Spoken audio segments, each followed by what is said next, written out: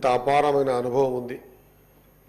గతంలో కొన్ని సందర్భాల్లో వారు కూడా బీసీల పట్ల మాట్లాడిన కొన్ని క్లిప్స్ చూశాను నేను.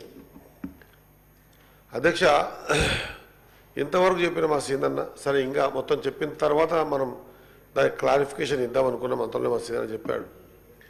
అధ్యక్ష, ఒకటి నాకు అర్థం కాని, నేను తమరి ద్వారా వాళ్ళ దగ్గర క్లియరెన్స్ తీసుకుందాం అనుకుంటున్నా, లేకపోతే ఈ హౌస్ ద్వారా తీసుకుందాం అనుకుంటున్నా.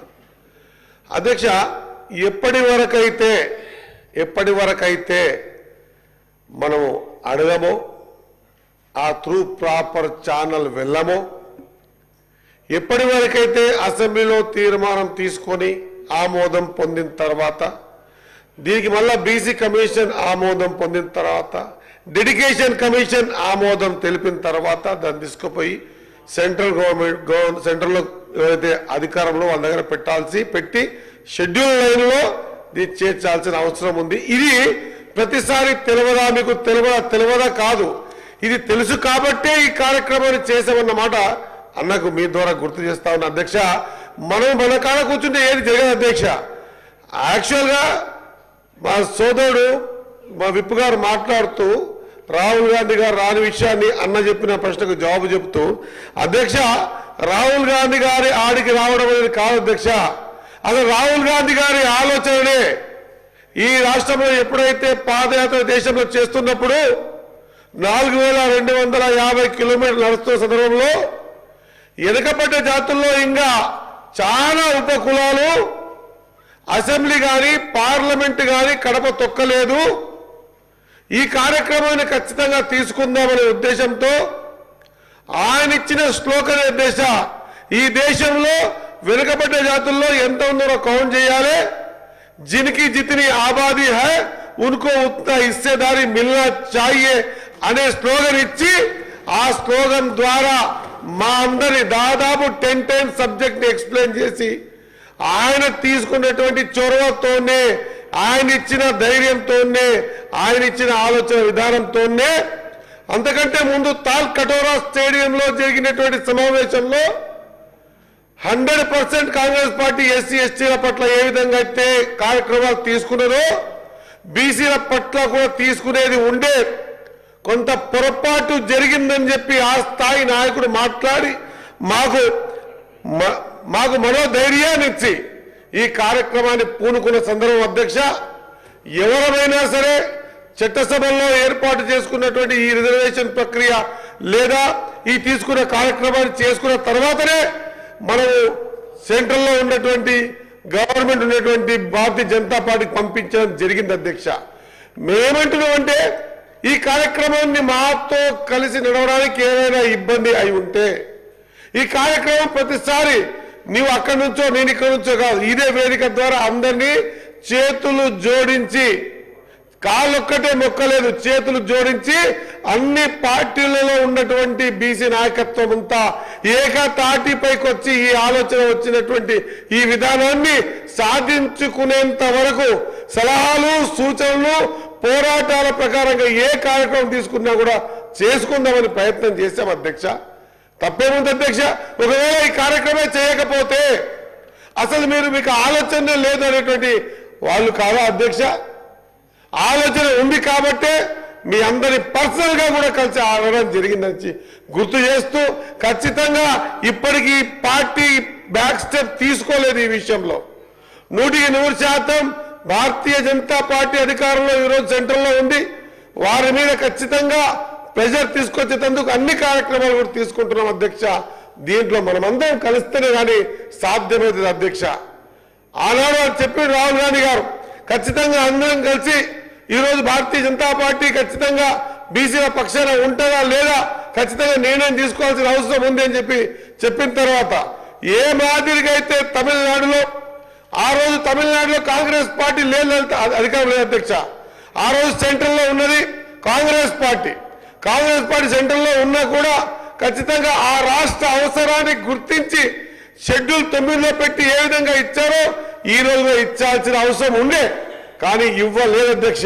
దీన్ని మనం ఎట్లా ఇంకా స్ట్రాంగ్ కావాలి, ఎట్లా స్ట్రెంగ్తన్ కావాలి, ఎట్లా ఈ కార్యాచరణ తీసుకోవాలి, ఎట్లా ముందుకు పోవాలి, ఎట్లా సాధించాలి. నేను మా శ్రేణులను కోరుతా ఉన్నా. ఇది అడుక్కోవడం మాత్రం కాదనే విషయాన్ని గుర్తు చేస్తా ఉన్నా. బరాబర్ చట్టసభల్లో అంబేద్కర్ గారు ఇచ్చినటువంటి రాజ్యాంగబద్ధంగా ఎన్నిక కాబట్టి మనమందరం కూడా ఏ అంబేద్కర్ గారు అయితే చిన్న రాష్ట్రాలు అయితే బాగుంటాయని చెప్పి ఎప్పుడో రాసిన సందర్భాన్ని ఎన్నోసారి గుర్తు చేసుకున్నాం. మనం ఖచ్చితంగా బీసీకి సంబంధించిన వెనుకబడ్డ జాతికి సంబంధించిన రిజర్వేషన్ ప్రక్రియలో కూడా ఖచ్చితంగా సంఘటితమై పోరాటం చేయాల్సిన అవసరం ఉందన్న మాట గుర్తు చేస్తూ, ఒకవేళ నిజంగా అడుక్కునేటువంటి మాటనే ఏంటే ఖచ్చితంగా ఈ చట్టంలో హైకోర్టు కానీ సుప్రీంకోర్టు దాకా వెళ్ళి కొట్లాడే వాళ్ళం కాదు అధ్యక్ష, అడుక్కుంటేనే కూర్చునే వాళ్ళం. ఎప్పుడైతే హైకోర్టులో ఇదే కాదు అని తేలిన తర్వాత షెడ్యూల్ 9లో వస్తేనే కానీ కాని తర్వాత బయటకు వచ్చి గేటు బయట చెప్పిన అధ్యక్ష, ఖచ్చితంగా మా ప్రయత్నంలో ఎలాంటి లోపము లేదు, మేము ప్రయత్న లోపం ఎక్కడ చేయలేదు.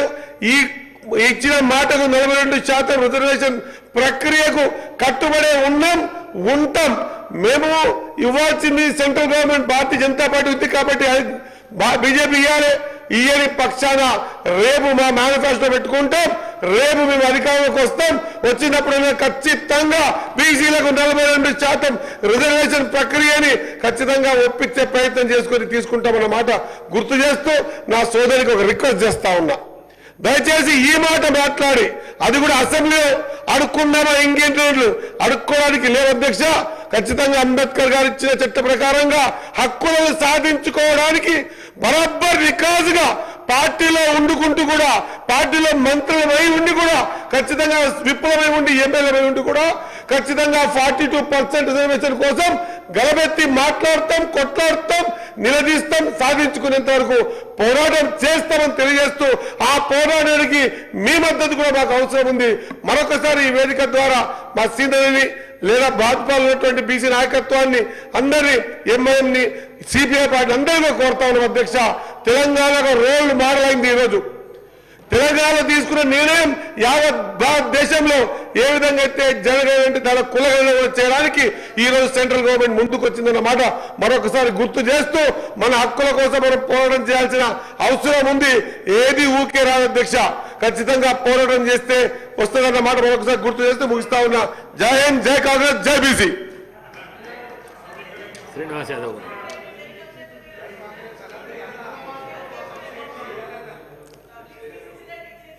సంతోషం అధ్యక్ష. నేను చెప్పేది దేశానికి స్వాతంత్రం వచ్చి 75 సంవత్సరాలు అయింది.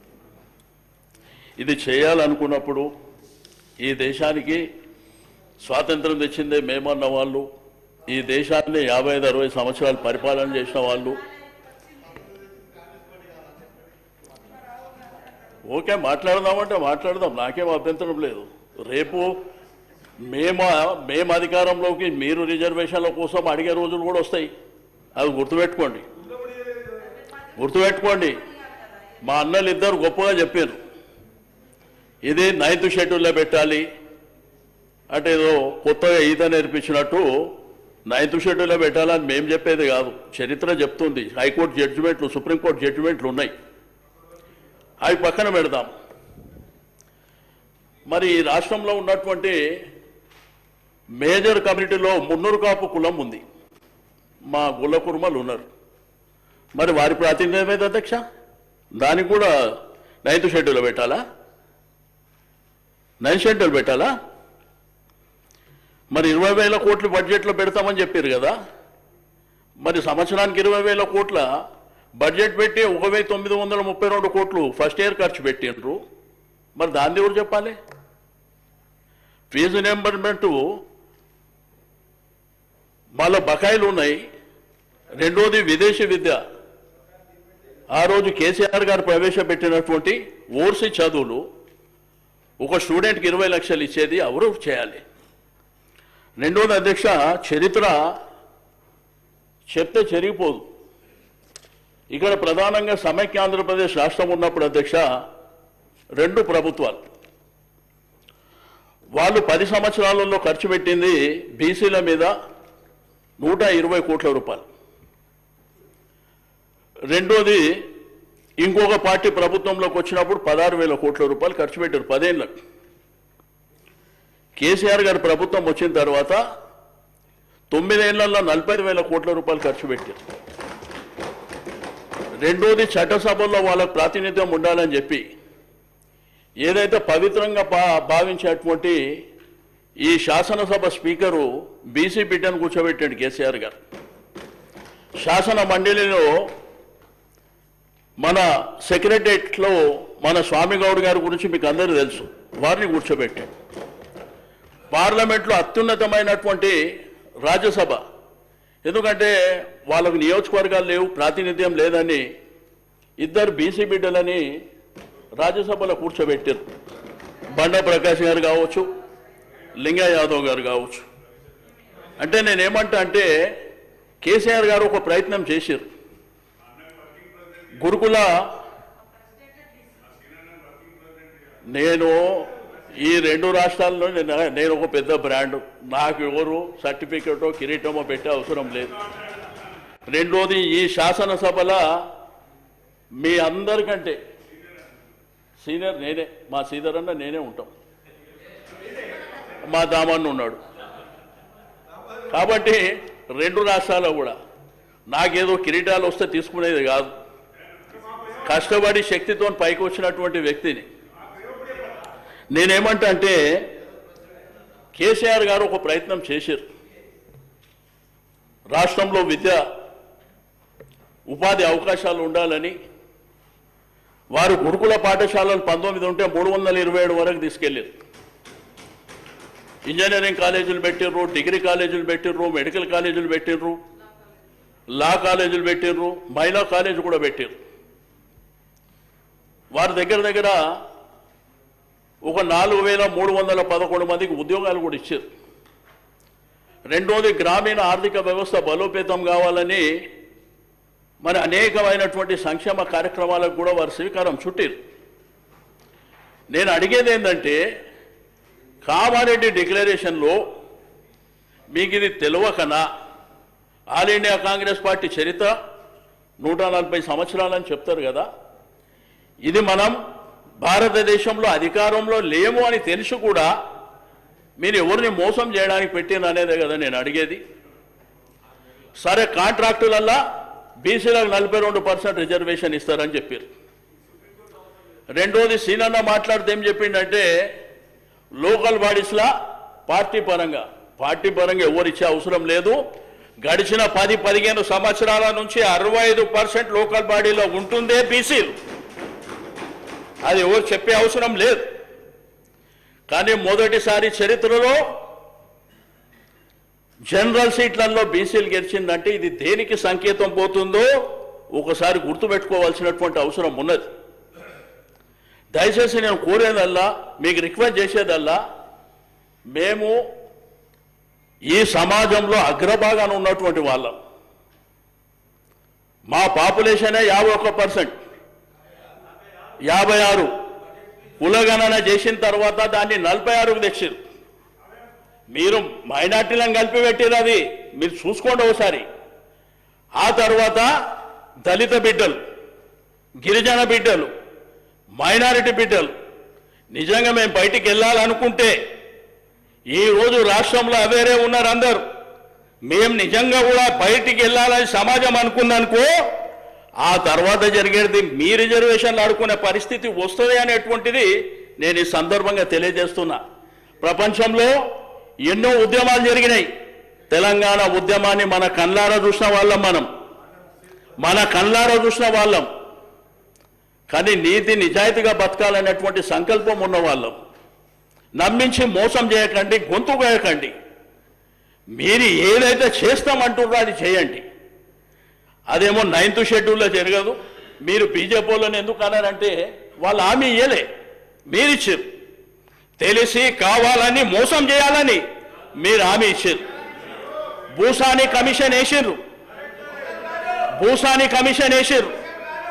టేబుల్ చేసిర్రా, పబ్లిక్ డొమైన్లో పెట్టినరా, పెట్టలే. ఈ విధంగా ఎవరన్నా మాట్లాడుతుంటే అవి ఇవ్వండి అధ్యక్ష, అవకాశం నాకేమో అభ్యంతరం లేదు. నేను ఎవరిని విమర్శించడానికో ఎవరిని టార్గెట్ చేయడానికో నేను చెప్తలేను, మాట్లాడమన్నాడు, నాకు అభ్యంతరం లేదు.